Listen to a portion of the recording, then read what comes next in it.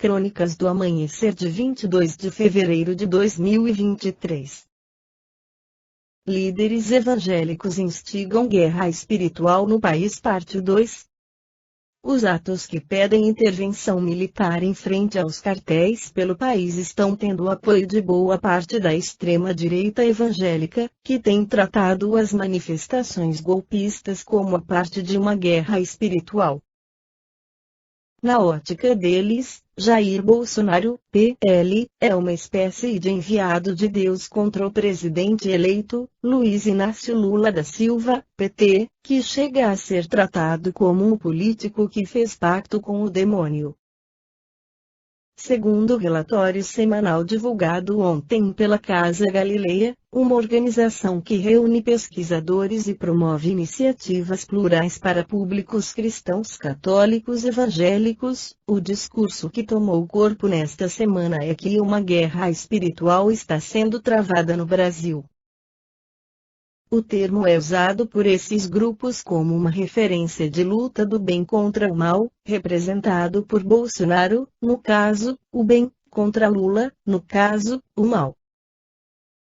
O relatório semanal fez análise de mais de 1.600 postagens em 37 páginas monitoradas do Facebook e 174 perfis do Instagram.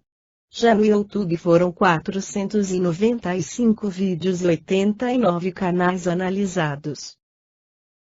Nos canais monitorados, alguns na casa do 1 milhão de inscritos e seguidores, há compartilhamento de profecias e teorias da conspiração com uma narrativa de que a batalha não está terminada. Em um desses canais, diz o relatório, o pastor Rubens Gabriel alertou que muitos fiéis não entenderam a profecia do Senhor revelada a ele, que não afirmava que Bolsonaro ganharia as eleições, mas que Deus daria uma estratégia ao presidente, alertando os crentes a permanecerem atentos.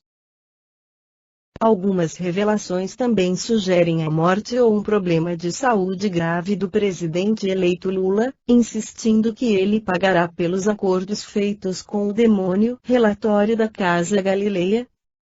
Ainda de acordo com o levantamento, a extrema-direita evangélica segue apoiando as manifestações antidemocráticas, alimentando narrativas de suspeita ao resultado das urnas e assumindo uma posição de denúncia ao estado de censura no Brasil.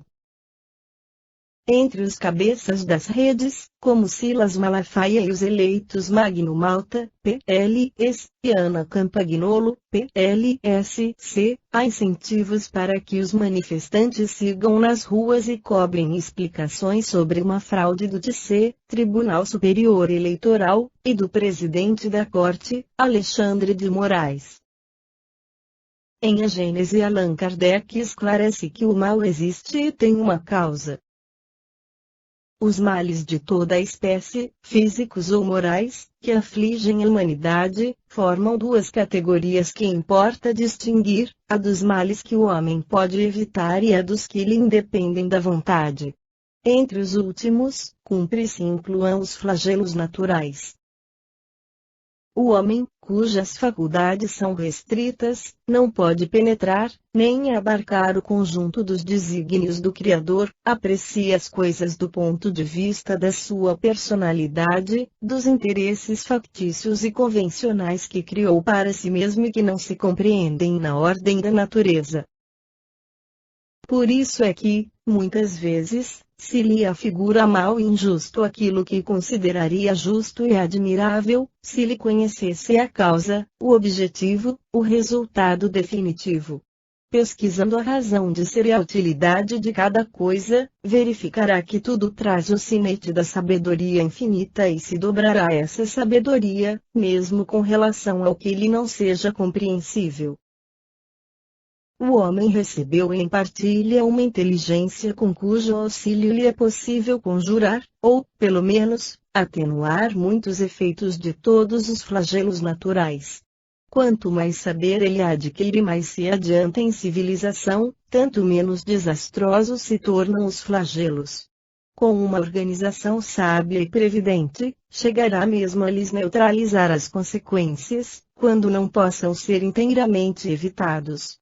Assim, com referência, até, aos flagelos que têm certa utilidade para a ordem geral da natureza e para o futuro, mas que, no presente, causam danos, facultou Deus ao homem os meios de lhes paralisar os efeitos. Assim é que ele saneia as regiões insalubres, imuniza contra os miasmas pestíferos, fertiliza terras áridas e se esforça em preservá-las das inundações, constrói habitações mais salubres, mais sólidas para resistirem aos ventos tão necessários à purificação da atmosfera e se coloca ao abrigo das intempéries.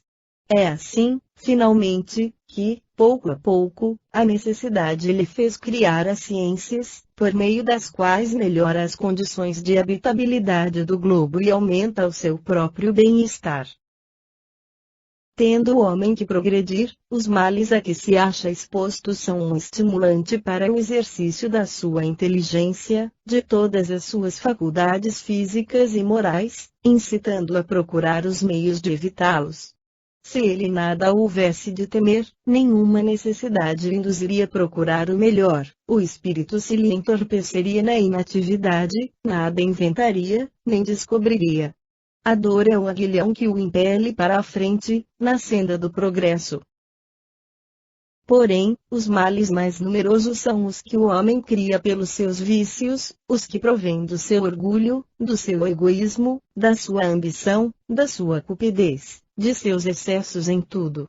Aí é causa das guerras e das calamidades que estas acarretam, das dissensões, das injustiças, da opressão do fraco pelo forte, da maior parte, afinal, das enfermidades. Esta foi a crônica do amanhecer de 22 de fevereiro de 2023.